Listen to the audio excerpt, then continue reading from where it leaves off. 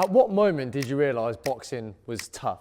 For me, it was after my first training session and after my first hard spar. But after 18 fights and helping my brother get to the national championship finals, making him top 2 in the country, I finally found my groove. But I could have improved so much quicker. So I'm going to share with you my top 10 lessons to help you improve quicker than I did.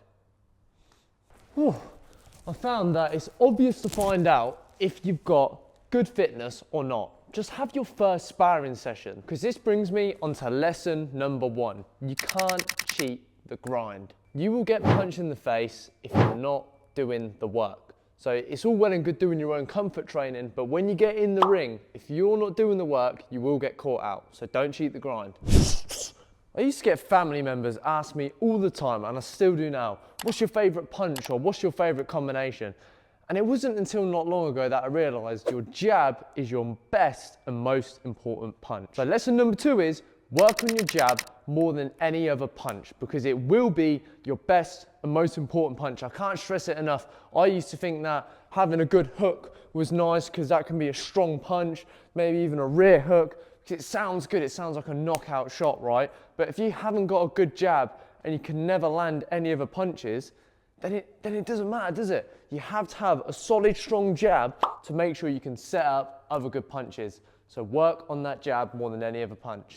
I was a very shy and unconfident child, which probably isn't a great trait to have if you want to get in the boxing ring. It wasn't until I had about 10 fights until I really gained confidence, not just in myself, but in my ability. Which brings me on to lesson number 3. You have to believe and be confident in yourself and your own ability before anyone else does. It took me so long to gain confidence. I had other people that were confident in me, but I just didn't trust and believe myself. It wasn't until I stopped caring about everything and I took the pressure off myself and I just got in the ring, trained and enjoyed it, which is what really brought the most confident side out of me. It's great to have high standards, but make sure you're enjoying boxing so you can believe and be confident in your own ability. Otherwise it will take the fun away and you'll just end up hating every time you don't do well. It's easy to get sucked into doing random drills that you see online or just copying things that the pros do. Which now brings me on to lesson number 4. Boxing is a game of hitting and not getting hit. So if you're not actively working on things that are going to help you achieve that, then you're probably wasting your time. Now, obviously there's a lot of fitness training in boxing, but that will help you achieve not getting hit and landing hits yourself for even longer, because if you're not fit, it's harder to think and it's harder to do things at your max ability. So you've got your fitness side of boxing and your technical side. In terms of the technical side, make sure you're doing realistic drills and actual things which will help you achieve hitting, scoring points, and not letting your opponent score points. Don't fall into the trap of doing useless drills which don't do anything. Now, I started boxing when I was a teenager. So as you can probably imagine, there was times where I had mood swings and I had a terrible attitude at times.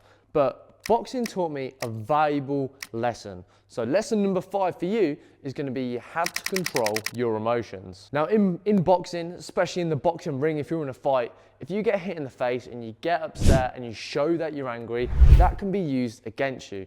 Boxing is a very tough sport, but being able to control your emotions, not let things bother you, and just to crack on with it regardless of what happens is going to be key. Especially if things don't go your way and you end up losing or you have a bad spar, you have to control your emotions. Did you ever watch Mike Tyson train and think to yourself, wow, I do not want to meet that man down a dark alley late at night? Because the way he trains, the way he fights is just so ferocious and animalistic. He is scary to watch. He's so good, he's so strong, he is intimidating. Which brings me on to a very valuable lesson for number 6, which is train like the guy you would not want to fight. If you want to be a good boxer, if you want people to respect you a little bit more, if you want to be fit, strong, and can punch hard, you need to visualize your worst nightmare of an opponent and think about the type of training they're doing and then train exactly like that. Because if you're training hard, if you're really grinding, doing the work and pushing yourself to the limits, then you're going to respect your own ability more and be confident in yourself and not have any second doubts when you box. I used to hate stepping out of my comfort zone when I was a child. I used to want to stay in my safe little shell, because that's what kept me comfortable. And boxing taught me a very valuable lesson number 7. Boxing is supposed to be hard. It's not supposed to be easy. So when you come into a boxing gym, when you train, you're supposed to be uncomfortable. And this is a good thing because it's only going to help you become more confident in yourself physically and mentally. If boxing was easy, then we would all do it. Being disciplined sounds like a military style army topic, but unfortunately boxing is a sport which requires a hell of a lot of discipline. But the thing is, you don't just need discipline just for the training you do when you're inside the gym and a coach is watching you. So lesson number 8 is going to be that discipline is needed, not just for training, but for nutrition and recovery as well. When you step outside the gym, what you do outside is actually a bigger part of probably what you do inside the gym. Would you expect Tyson Fury, Alexander Usyk, Muhammad Ali to go out for a drink on a Friday night if they're going to be sparring or fighting that same weekend?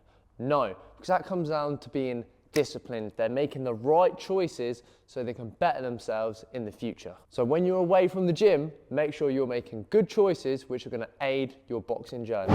A lot of people in boxing assume that you have to be really, really good with your stronger hand. And this is where the money shot is. When in a matter of fact, championship level boxers and even every good boxer leading up to that level is good with both hands. Which brings me on to lesson number 9. Get really good with your lead hand, your jab hand, and not just throwing the jab, but everything else in between. From throwing your jab to bring it back to your face, to using it as a wand and a tool to throw feints and trick your opponent into not knowing what you're doing. If I could only box with one arm, believe it or not, it would actually be my weaker arm. I'm right-handed, but my lead left hand does a lot of work and helps me control the ring. So this lesson is make sure you get really good with that lead hand and don't focus on just having a really good backhand. I used to have this belief that I started to get to know everything about boxing and that I couldn't really learn anything new, which wasn't exactly wrong, but there's a big difference I needed to deter here. So although I understood basic boxing technique, although I understood what I needed to do, the difference, what was holding me back, was actually being able to execute it and pull it off at a high level. Which brings me on to lesson number 10.